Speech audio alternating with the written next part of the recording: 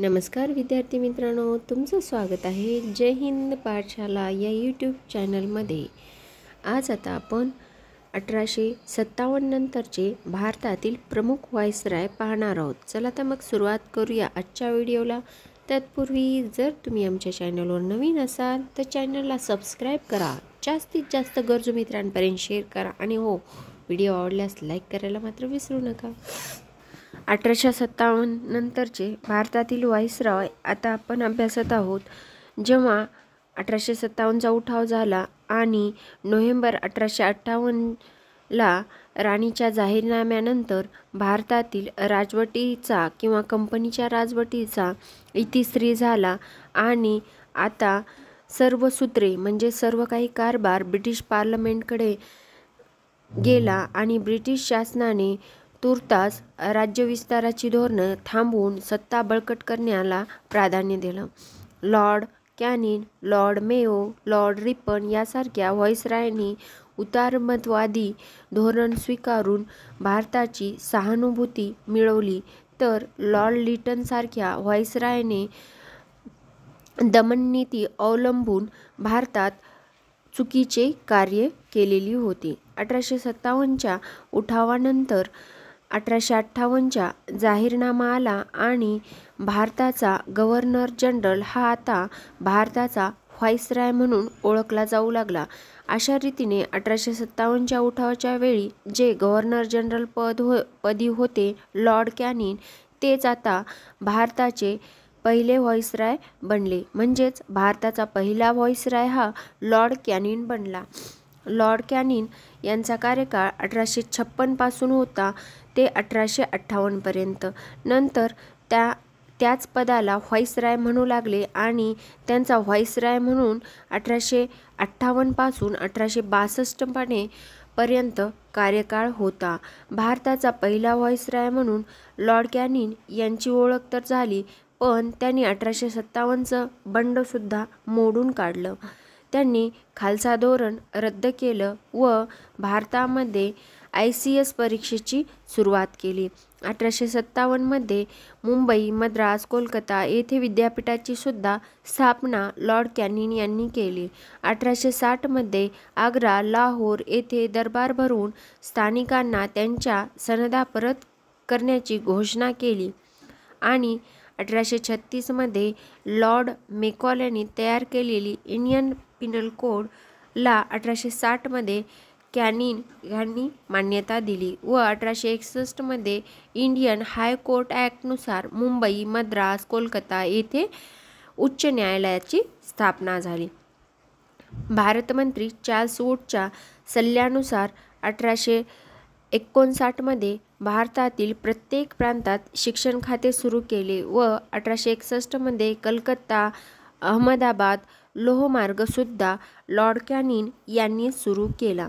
1861चा council act संमत केला व 1859 मध्ये शेतकऱ्यांसाठी हितकारक असा बंगाल रेंट ॲक्ट हा लॉर्ड कॅनिंग यांनी संमत केला आणि इथेच त्यांचा कार्यकाळ हा समाप्त होऊन त्यानंतर 1862-63 ला लॉर्ड एग्लिन पहिला हा व्हाईसराय म्हणून कार्य केलं आणि त्यांनी सहिष्णुता धोरणाचा पुरस्कर्ता म्हणून सुद्धा त्यांना ओळखलं जातं।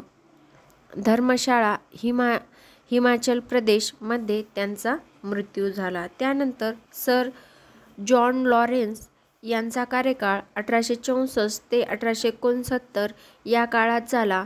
या काळामध्ये शेतकऱ्यांच्या हितासाठी पंजाब, अवध येथे टेनेसी ॲक्ट पास केला व 1868 मध्ये जो दुष्काळ पडला होता त्यावेळेस त्यांनी फॅमिन कमिशन स्थापन केलेलं होतं। जलसिंचन खाते निर्माण करून त्यावर रिचर्ड स्ट्रॅची यांची नियुक्ती केलेली होती। त्यानंतर त्यांनी पाटबंधारे खाते सुरू केले व सिमला येथे उपराजधानीचे ठिकाण निर्माण केले। अफगाणिस्तानाबरोबरच उत्कृष्ट निष्क्रियता धोरण राबविले। त्यानंतर आले लॉर्ड मेयो।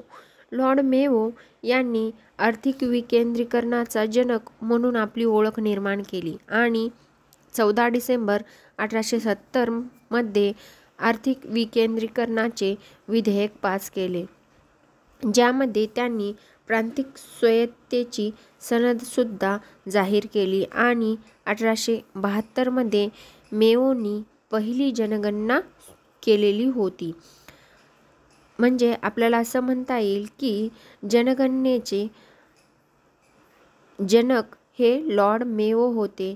यांच्या काळात वहाबी चळवळ, कुका चळवळ या चळवळी क्रियाशील होत्या, पण 1872 मध्ये अंदमान येथे शेर अलीने लॉर्ड मेयो यांचा खून केला आणि तेथेच त्यांचा अंत झाला. त्यानंतर आले लॉर्ड नॉर्थब्रूक.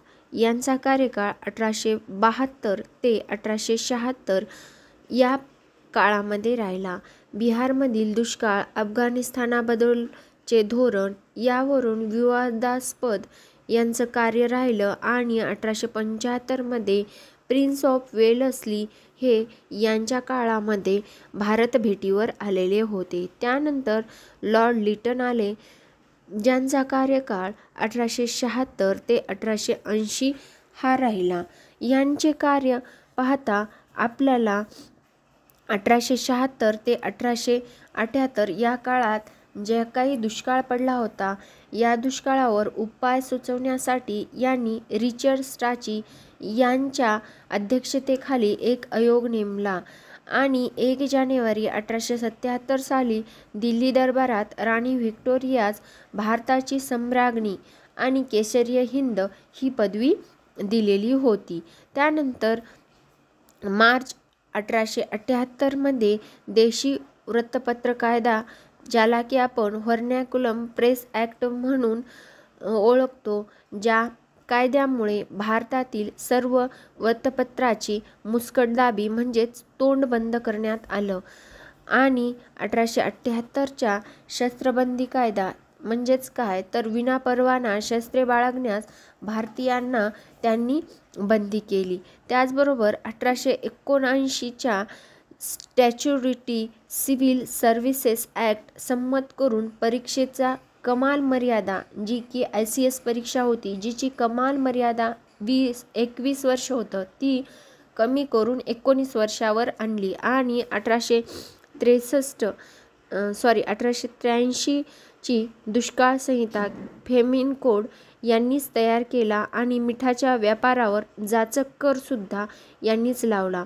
यांना आपल्याला साध्या आणि सोप्या भाषेत खराब लॉर्ड व्हाईसराय असं म्हणता येईल आणि यांचं कार्य भारतासाठी असं काही उदारमतवादी नव्हतं. त्यानंतर मात्र चांगले व्हाईसराय आले,